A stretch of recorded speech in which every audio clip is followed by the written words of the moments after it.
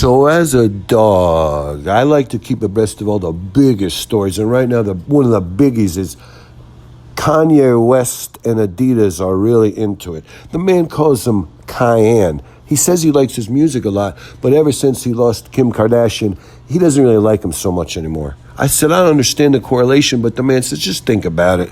And I said, whatever.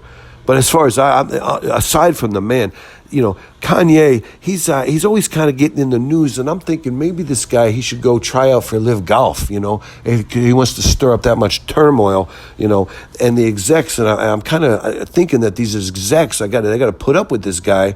But it turns out that more you delve into the story, if you delve, this troublemaking Kanye, maybe it's not him this time. Maybe it's these Germans. Adidas is a German abbreviation of the founder of the company, Adolf Dassler. They took a ADI instead of an ADO. Maybe it's a German derivation, and the DAS. So they come up with Adidas. And I was like, when did they found this company? I mean, how close were they toying with, or selling? Are they sitting around in meetings and saying, guys, we really want to appeal to people. Let's try to work our Adolf in there. Was this pre-World War II? You catch my drift? If you're that close to the bad, well, it turns out they founded this company in 1949.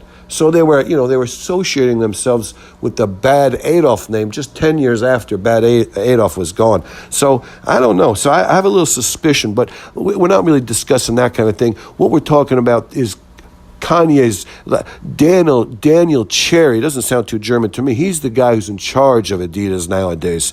And him and Kanye are in it. Kanye says he's lost control of Yazzie footwear.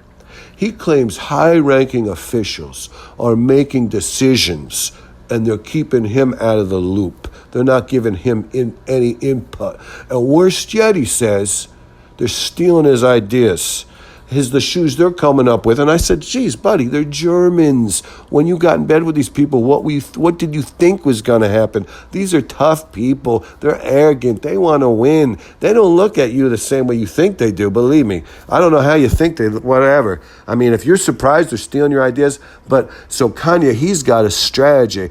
He's commenting on it and he's stirring up a big shitstorm. And he says he's going to continue to comment on the situation until he gets his desired resolution.